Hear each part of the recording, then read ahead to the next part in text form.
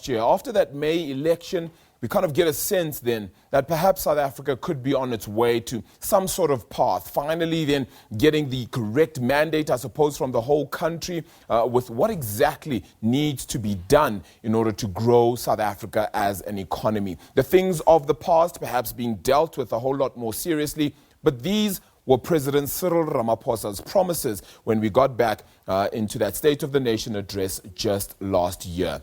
These are them right now. Unless we take extraordinary measures, we will not realize Vision 2030. A lot of that is, of course, based on the NDP, which we had set forth with unemployment really around 6% odd or so, and trying to decrease things as much as possible. But we've made no inroads in that vision, and clearly it's about to fade. Now is the time to focus on implementation. We've said that for so many years. He said that last year in June. Have you gotten a sense, South Africa, that indeed we are getting some implementation? We must restore the NDP to its place at the center of our national effort. To do what exactly? Because currently we're still sitting with growth levels that this year could certainly go beyond, or below, should I say, 1%. It's going to get a whole lot more difficult before it gets any easier. So where is the bottom is perhaps the question. If we go on to the next graph, then you'll find as well the continued effort from the president in his SONA promises. As we enter this new administration, of course, after the election last year, we will focus on these 7 priorities.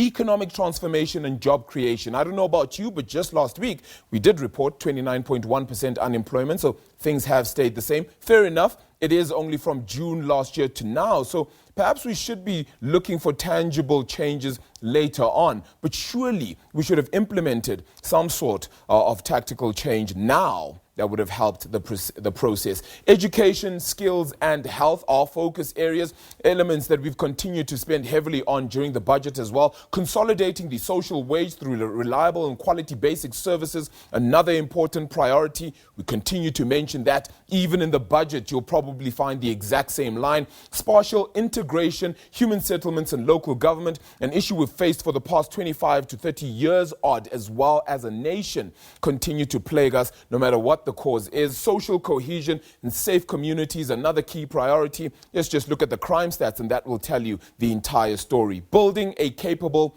ethical and developmental state, and also a better Africa and world. I would dare say that you cannot focus on the bottom ones if you haven't dealt with the ones above. Let's continue with some of the promises out of that State of the Nation address from 2019. The president saying the next 10 years we will have made progress in tackling poverty, inequality and unemployment. So, of course, we need to give him time, right? But will he be at the helm in 10 years' time to perhaps effect the change he would like? In the 5 years that he stands as president, will he have affected and created the kind of policies you would desire and hope for in order to have a situation where no person in South Africa will go hungry, that our economy will grow at a much faster rate than our population? At what rate is that exactly is perhaps the question. What is much faster than our population mean? 2 million more young people will be in employment. We have an unemployment rate in South Africa, yes, 29% for the general population, but the youth unemployment number is skyrocketing, 50% and more even in some regions. Our schools will have better educational outcomes, and every 10-year-old will be able to read for meaning. Does that mean we currently don't have the right educational outcomes? Because that says something about our education system right now, does it not? Violent crime will be halved, if not eliminated. Halving it and getting to zero are 2 different things. Let's choose one. Very finally then as well, on President Cyril Ramaphosa's promised to appoint a chief restructuring officer at Eskom to reposition Eskom financially.